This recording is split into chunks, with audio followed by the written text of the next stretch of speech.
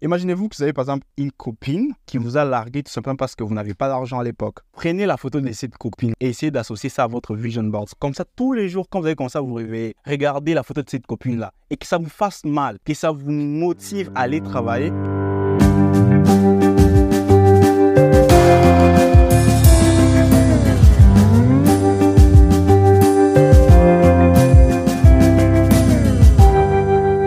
Hello tout le monde, j'espère que vous allez bien et je vous souhaite à tous la bienvenue dans cet épisode très spécial de notre podcast. Et nous sommes au tout début de l'année, comme vous l'avez remarqué, on s'est dit pourquoi ne pas vous proposer un épisode assez spécial pour un début d'année comme celui-là. Et donc aujourd'hui on parlera autour de comment préparer son année pour rester productif.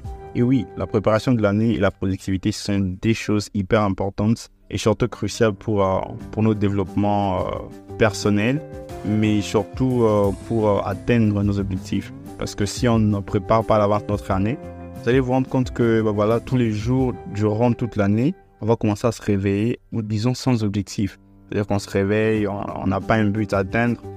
Ça devient en fait une routine et tout. Et on se réveille, on n'a pas d'objectif, on n'a pas de but à atteindre. Et du coup, nos journées sont un peu bizarres. Donc, c'est très important de parvenir à préparer son année et de parvenir à rester productif. Parce que si vous n'êtes pas productif, ça veut dire que vous ne produisez absolument rien.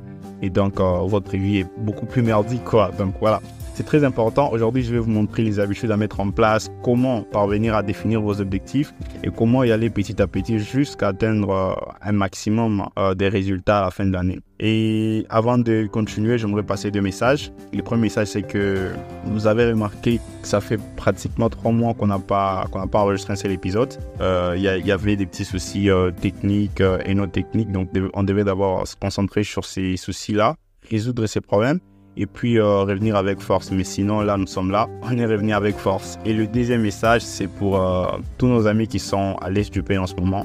Je sais qu'en ce moment, vous êtes en train de vivre dans des conditions atroces, dans des conditions alarmantes. Alors, vous devez juste comprendre que nous sommes de cœur avec vous et que ça nous fait hyper mal. On ne cesse pas de prier pour vous, pour que l'Éternel vraiment puisse toucher cette partie du pays. J'ai vécu à l'Est durant toute mon enfance. Je sais ce que ça fait d'être déplacé, de quitter son village et laisser tout ce qui est richesse pour aller se déplacer dans une forêt où il n'y a pas une bonne eau, il n'y a pas une bonne nourriture, ou même si vous êtes souffrant, même si vous êtes malade, vous n'avez pas accès à des bons soins médicaux. Je sais tout ça, je sais ce que ça fait et c'est très douloureux. Donc nous implorons aussi la volonté des autorités, vraiment qu'ils s'impliquent dans cette situation pour finir la guerre à l'est du pays. Voilà, en gros, je ne vais pas trop m'attarder sur ça parce que j'ai vécu ça, je sais ce que ça fait d'être en guerre et c'est très déplorable. Alors, comme vous l'aurez remarqué, dans cet épisode, je serai seul. Deborah ne sera pas avec moi malheureusement, mais il sera là prochainement parce qu'aujourd'hui, il a eu un empêchement. Et puis, je vais essayer de découper cet épisode en 2 parties. La première partie, je vais essayer de vous donner tout ce qu'a été 2023. Donc, je vais vous donner les bilans pour l'année dernière. Et ensuite, je vais essayer de vous donner mes plans ou mes astuces que je mets en place pour parvenir à très bien préparer l'année. Et puis je suis sûr que 90% des personnes qui suivront cet épisode jusqu'à la fin vont en sortir avec des choses très intéressantes. Donc restez avec nous jusqu'à la fin, vous allez apprendre des choses. Et ok, revenons maintenant en 2023. Je pense que 2023 a été une année extraordinaire, ça a été une année très intéressante pour moi, professionnellement parlant, parce que au tout début je me souviens, j'avais même fait une petite vidéo sur ma chaîne YouTube Edwin Coates et je m'étais fixé des gros objectifs, mais là je vais essayer vraiment de citer même 5 objectifs pour pas faire toute une liste. Et parmi les plus gros objectifs, je voulais au fait avoir un niveau intermédiaire en anglais, construire mon setup, puis je voulais atteindre une somme que je m'étais fixée, que je vais pas donner là, mais je m'étais fixé au fait une somme annuelle que je devais atteindre. Et puis, je devrais également travailler pour la toute première fois à l'étranger tout en étant en RDC. Je ne sais pas si vous comprenez. C'est-à-dire qu'aujourd'hui, avec le télétravail, tu peux travailler depuis chez toi à la maison pour une entreprise qui n'est pas forcément dans ton pays. Alors, je ne l'avais jamais fait auparavant et du coup, je voulais au fait le faire en 2023. C'était au fait l'un de mes plus gros objectifs. Et puis, je devais aussi scaler mes compétences dans le code. Ok, scaler mes compétences, que ce soit dans la reproduction de maquettes. Pour ceux qui m'ont suivi en 2023, j'étais un killer, quoi. En tout cas, tout ce que je voyais, je reproduisais. Tout ce qui m'est passé par la tête, je reproduisais. Donc, c'était vraiment l'un de mes plus gros objectifs. D'ailleurs, je crois que mon premier challenge, ça a été de reproduire les interfaces des iOS 15 et ça a été très intéressant. Et puis, quand je suis arrivé à la fin de l'année, je me suis rendu compte que tous les objectifs ont presque été atteints. en tout cas 90%. Tout ce que j'ai pas fait, c'est lire l'anglais. Ok, disons avoir un niveau intermédiaire en anglais. Ça, je l'ai pas fait. Si vous avez des astuces sur comment apprendre l'anglais, en tout cas, n'hésitez pas à me faire des commentaires, ça me fera super plaisir. Mais j'ai pas réussi au fait à atteindre un niveau intermédiaire en anglais. Mais pour tous les restes, en tout cas, ça a été success. J'ai travaillé avec 3 boîtes l'année dernière. J'ai atteint la somme que je m'étais fixée. Et puis, j'ai construit mon setup, même si c'est encore en pleine construction. Mais quand même, j'ai fait les nécessaires, comme acheter des choses au fait, qui devaient me permettre à évoluer. Et puis, j'ai scalé mes skills, que ce soit en tant que développeur Vue.js, en tant qu'intégrateur web, c'est-à-dire que reproduire de maquettes et tout, ça vraiment, j'ai scalé. Et je suis hyper fier, je suis hyper content. Mais par contre, je crois qu'il y a un truc que je n'ai pas pris en compte, c'est le fait qu'à la fin, je n'ai pas très bien pris soin de moi ou de ma santé. J'ai fait une rechute juste vers la fin de l'année et c'était vraiment terrible. Donc, en tout cas, les gars, je vous conseille de très bien prendre soin de votre santé physique, tout comme mentale, c'est très important. Alors, dans cette deuxième partie de l'épisode, je vais essayer de vous donner des stratégies à mettre en place pour parvenir à très bien préparer votre année. Très important. Parce qu'au final, à la fin de l'année, vous devez vous baser sur les critères ou les objectifs que vous aurez écrits depuis le début de l'année pour essayer de voir si votre année a été une réussite ou plutôt un échec. Donc, c'est très important d'écrire ça quelque part. Alors, je vais vous donner déjà 3 choses. La première des choses, c'est d'avoir votre vision board. Vous ne pouvez pas prétendre devenir un grand homme si vous n'avez pas de vision board. Tous les grands hommes, en tout cas presque tous les grands hommes que je connaisse ont des vision boards et c'est très important. Alors sur votre vision board, vous devez écrire tous vos objectifs. Essayez de lister l'ensemble de vos objectifs de manière claire et concise. Alors après avoir listé ces objectifs, là vous devez mettre les comment et les pourquoi. Je vais vous expliquer. Par exemple, vous aimeriez devenir riche. Vous devez aussi mettre les comment devenir riche parce que c'est fou de se réveiller matin et se dire ok, je vais devenir riche, mais il n'y a pas en fait des processus, il n'y a pas un chemin qui va te mener à la richesse. Donc mettez les objectifs. Les objectifs, c'est ça les quoi. Ok, je vais devenir riche. Ok, c'est ce que j'appellerais les quoi. Et les comment, ce sont les actions qui précèdent ces résultats. Et après avoir mis les comment, vous devez maintenant mettre les pourquoi. Les pourquoi, ça doit être l'essence qui va commencer à vous motiver à travailler tous les jours. Par exemple, vous venez d'une famille pauvre, vous voyez par exemple votre mère souffrir, votre famille souffrir et tout. En fait, ça vous énerve et ça vous agace de voir votre famille souffrir. Et du coup, ça peut devenir le pourquoi. Pourquoi je veux devenir riche? Parce que j'aimerais bien en fait venir en aide à ma famille. Ou par exemple, j'aimerais être libre financièrement. J'aimerais rouler la voiture que j'aime bien, la voiture de mes choix. J'aimerais vivre dans un pays que j'aimerais bien. Tout ça en fait, ça peut être des pourquoi. C'est très important de mettre ça. Ok, alors, après avoir mis les quoi, les comment et les pourquoi, vous devez également essayer d'associer les photos sur votre vision board, les photos de personnes qui vous inspirent. Très important. Si par exemple, vous aimez bien parler en public, comme moi, j'ai des personnes en fait qui m'inspirent, qui parlent en fait en public et qui m'inspirent énormément. Et qu'est-ce que je fais? Je prends les photos de ces personnes-là et j'associe ça en fait à mon vision board.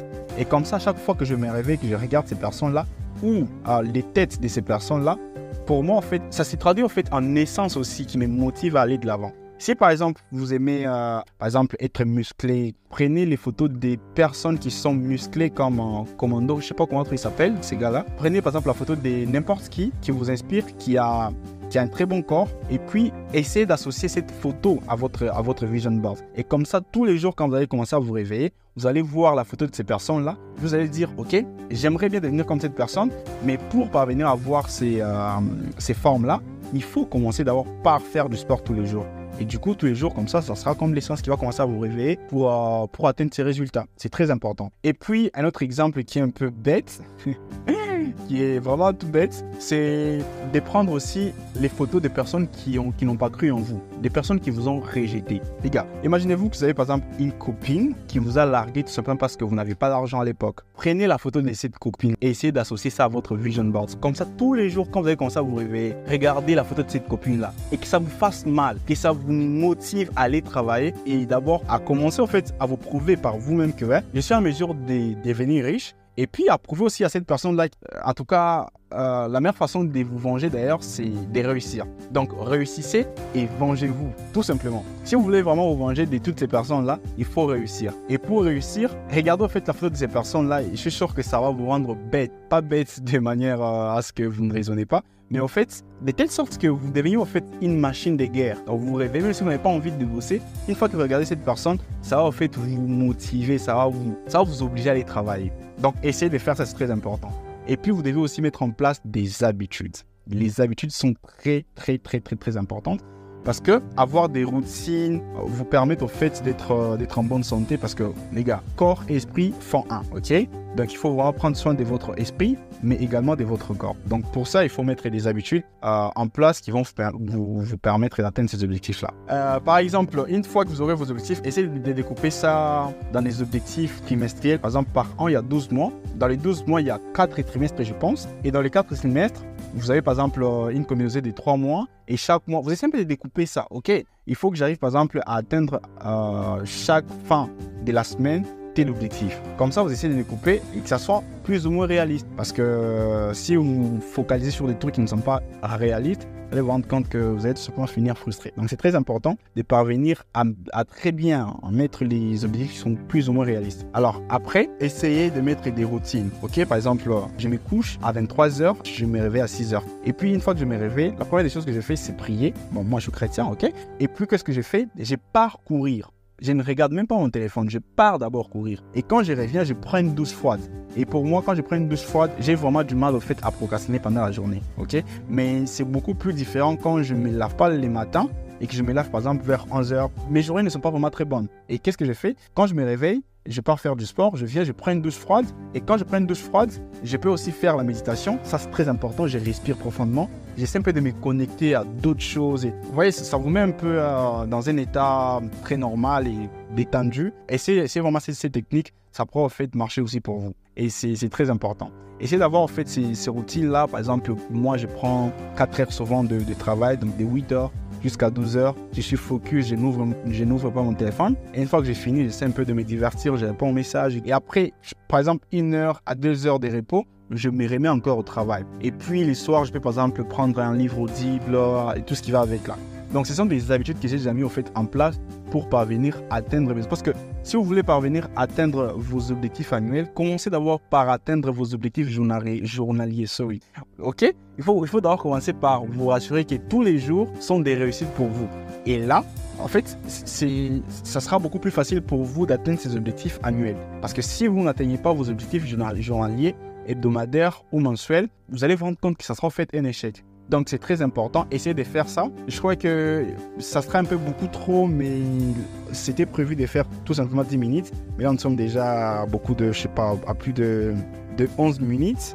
Donc en gros, je pense que ces stratégies pourront en fait vous permettre d'avoir ou d'atteindre vos objectifs et de très bien planifier ça. Et votre vision board, essayez de mettre les quoi, comment et les pourquoi. Essayez d'associer au fait les photos de toutes ces personnes qui vous inspirent, de toutes ces personnes qui n'ont pas cru en vous et tout ça. Mettez ça, même les voitures peut-être que vous aimeriez au fait rouler. Prenez ça et mettez ça en fait sur votre vision board. Même le maison que vous aimeriez au fait habiter, prenez ça, prenez des photos et puis mettez ça sur votre vision board. Et je suis sûr que ça pourra vous aider. Et ben voilà, c'était le Kungu des Talk with Deborah and Delphin. J'espère que cet épisode vous aura plu. Sinon, n'hésitez pas à nous lâcher des pouces bleus, des commentaires et tout, ça nous fera énormément plaisir. Surtout, n'hésitez pas à me lâcher des commentaires sur comment vous faites pour améliorer votre niveau d'anglais. Et on se dit à très bientôt. Ciao!